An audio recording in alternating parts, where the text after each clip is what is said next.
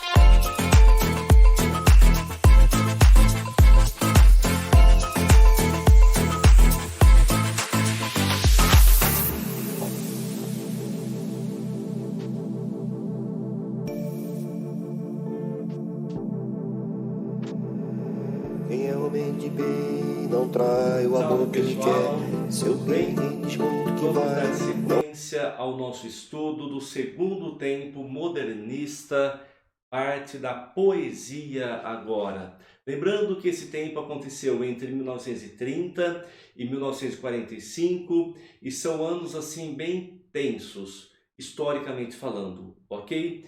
E a poesia, pela sua natureza lírica, pela sua natureza subjetiva, vai absorver muito dessa tensão que se vivia historicamente, ok?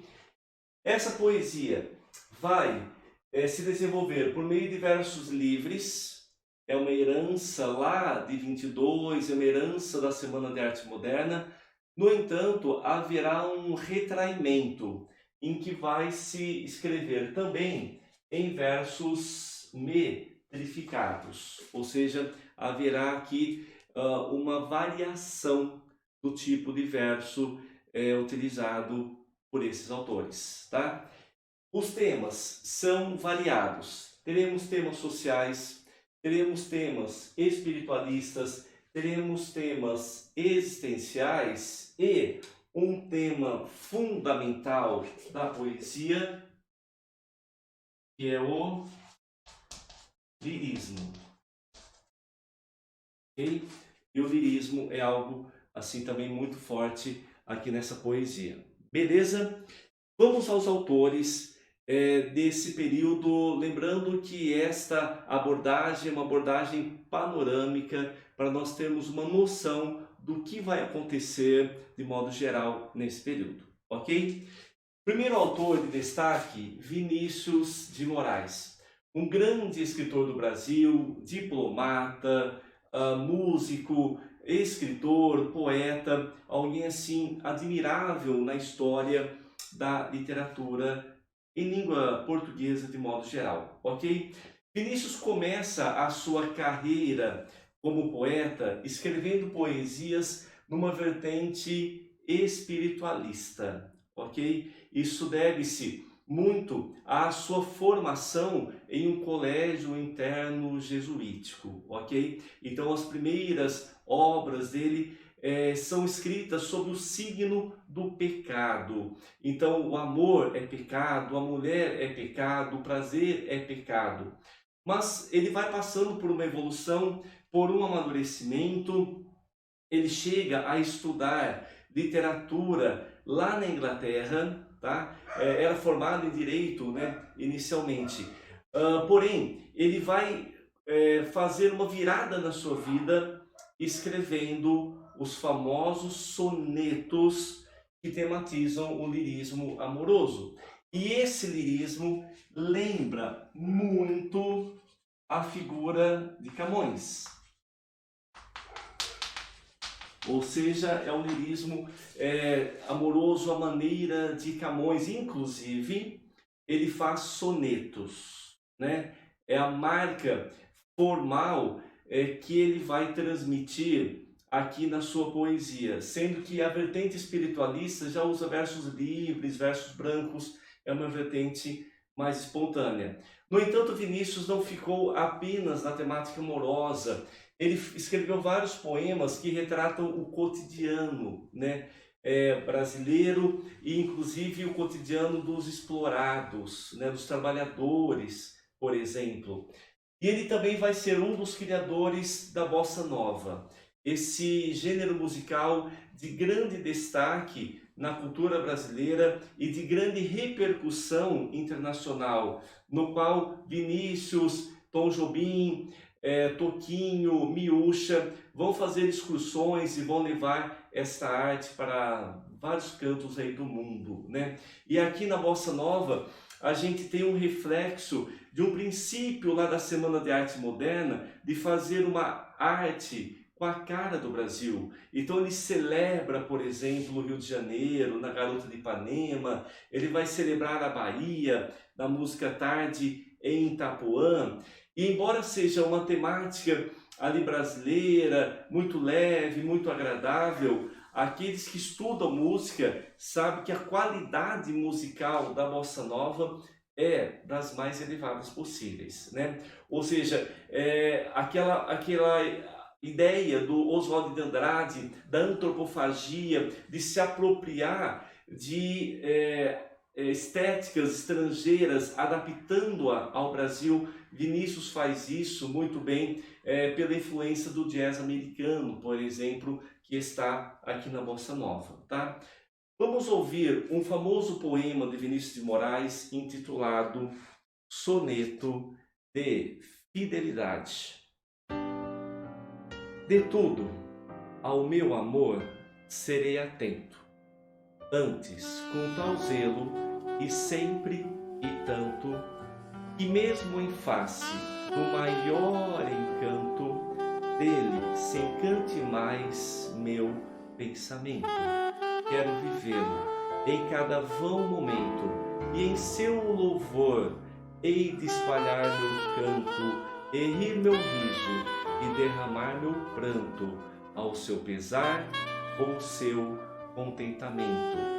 E assim, quando mais tarde me procure, quem sabe a solidão, angústia de quem vive, ou quem sabe a morte, fim de quem ama, eu possa me dizer do amor que tive, que não seja imortal, posto que é chama, mas que seja infinito enquanto dure. É um dos poemas mais belos da literatura brasileira, sem sombra de dúvidas. Segundo autor, Cecília Meirelles. Uma mulher de grande qualidade, passou por inúmeras provas em sua vida, como por exemplo, quando ela nasce, o pai já estava morto, a mãe falece quando ela tinha 3 anos de idade apenas, ela é criada pelos avós, depois ela se casa, o marido morre, depois ela se casa uma segunda vez e esse segundo marido também vai morrer. Ou seja, a experiência de vida da Cecília justifica uma marca fundamental da sua obra, que é o sentimento de transitoriedade de tudo. Ok? Ela experimentou isso e traduz isso na sua poesia, tá? E aí ela oscila entre aquilo que é fixo e aquilo que é transitório, melhor, e aquilo que é eterno. E o que é transitório? É a vida humana, é a nossa condição material limitada. E o que é eterno? É o mundo interior, é o mundo subjetivo, é a espiritualidade também. Aí nós temos uma segunda vertente, que é o espiritualismo e o simbolismo. Ela vai ser uma herdeira direta do simbolismo, explorando muito a musicalidade das palavras, muito elementos simbólicos que representam algo que remete à condição existencial humana, como por exemplo o mar, né? Ela cita muito o mar, o espaço também ela cita, as estrelas, ou seja, esses elementos de uma dimensão muito ampla mostra a amplitude da condição humana, subjetivamente falando, ok? E há várias obras que ela escreveu, como por exemplo Viagem e também Romanceiro da Inconfidência, né? Dessa vertente lírica de Cecília Meirelles, vale lembrarmos o poema intitulado Retrato. Eu não tinha esse rosto de hoje, assim triste, assim calmo, assim magro, nem estes olhos tão vazios, nem o lábio amargo. Eu não tinha estas mãos sem força, tão paradas e frias e mortas. Eu não tinha este coração que nem se mostra.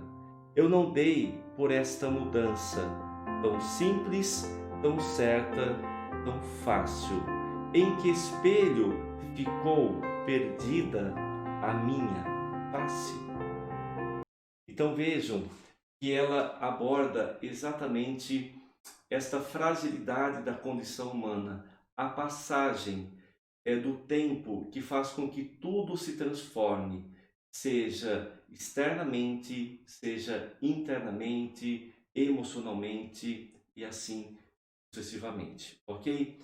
De Cecília Meirelles, vale a gente destacar ainda a obra Romanceiro da Inconfidência, uma obra que vai retratar aquele período da Inconfidência mineira, porém numa visão subjetiva, numa visão lírica, mostrando o mundo interior daqueles que estiveram envolvidos nesse importante evento histórico, ok? E Cecília faz dessa obra uma releitura moderna, reflexiva e bastante autêntica de um fato do passado. Obra de grande destaque que está indicada no vestibular deste ano, ok? Além de Cecília, nós vamos ter Murilo Mendes e Jorge de Lima. Esses dois autores têm algo em comum, como por exemplo, o fato de terem escrito uma obra a quatro mãos. Que obra é essa? Tempo e Eternidade. Foi escrita tanto por Murilo quanto por Jorge de Lima. E é uma obra que apresenta assim uma visão bem espiritualista do tempo em que se está vivendo, como por exemplo, o poema que eu vou falar para vocês. A divisão de Cristo. Dividamos o mundo em duas partes iguais, uma para os portugueses, outra para os espanhóis. Vem 500.000 escravos no bojo das naus. A metade morreu na viagem do oceano. Dividamos o mundo entre as pátrias. Vem 500.000 escravos no bojo das guerras. A metade morreu no campo de batalha. Dividamos o mundo entre as máquinas. Vem 500.000 escravos no bojo das fábricas. A metade morreu na escuridão sem ar. Não dividamos o mundo, dividamos Cristo. Todos ressuscitarão iguais. Então veja, em um tempo de divisão do mundo, divisão ideológica, lembra nazismo, fascismo, comunismo, os autores propõem uma outra divisão espiritualista, a divisão de Cristo naquilo que a mensagem de Cristo nos fornece, o amor ao próximo, o perdão, a tolerância, entre outras coisas, ok? Então é algo assim de um forte espiritualismo que eles vão apresentar. Mas os dois autores são bastante diversificados. O Murilo Mendes fez muitas paródias à maneira de Oswald de Andrade, né? Ou seja, poemas pílula, por exemplo, ou poemas piada, né, que são as paródias da história do Brasil, da civilização brasileira. Ele vai ter uma vertente espiritualista, como essa obra, e ele vai ser um poeta surrealista, ok? Como, por exemplo, o poema chamado O Pastor Pianista, né, em que, em vez de pastorear um rebanho de ovelhas, vai pastorear pianos, esses pianos vão se tresmalhar pela costa, ou seja, essa poesia surrealista mistura a realidade com a fantasia, com o fantástico, criando cenas ilógicas, no entanto, apresenta uma outra visão da vida, da arte, ou seja, uma influência lá muito grande de Salvador Dalí, né? Grande pintor espanhol surrealista. E Jorge de Lima é um escritor que nasceu no Nordeste, vai tematizar muito do Nordeste, tá? Então a situação da exploração, da fome, da seca, assuntos que, por exemplo, nós vimos lá na prosa, né, desse segundo tempo modernista. E o Jorge de Lima inicia sua carreira escrevendo poemas com resquícios parnasianos, ou seja, uma preocupação formalista muito grande. Ele vai tematizar a negritude num famoso livro chamado Poemas Negros, em que ele vai mostrar diversas situações dos negros ao longo da história, sobretudo as situações de opressão. No entanto, essa opressão, esta dor, essa exclusão dos negros vai ser compensada por uma esperança, por uma perspectiva de que serão os negros que irão salvar o futuro do mundo, assim como eles salvaram o nosso passado, né? Então, Jorge de Lima vai escrever poemas assim, muito significativos, como esse poema que eu vou falar para vocês. Acompanhem comigo. Olá, negro. Os netos de teus mulatos e de teus cafusos e a quarta e quinta gerações do teu sangue sofredor tentarão apagar a sua cor. E as gerações destas gerações, quando apagarem a tua tatuagem execranda, não apagarão de suas almas a tua alma, negro.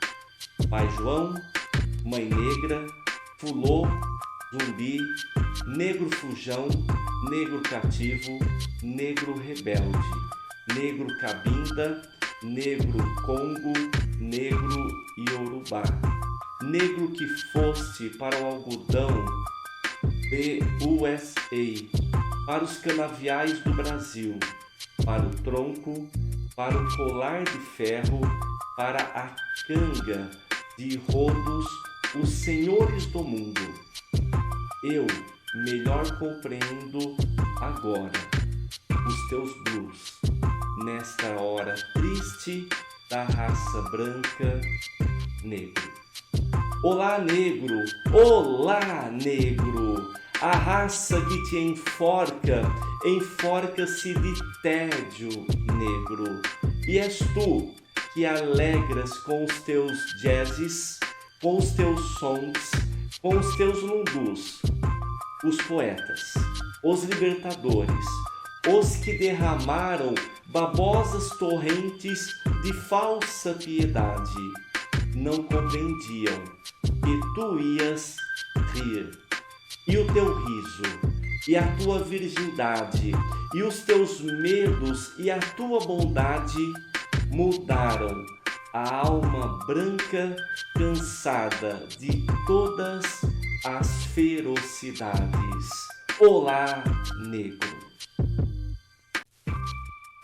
Pessoal, é isso que tínhamos programado para vocês hoje. Espero que vocês compreenderam, curtiram, gostaram e aguardo vocês no nosso próximo encontro. Um grande abraço e fiquem com Deus. Tchau, tchau!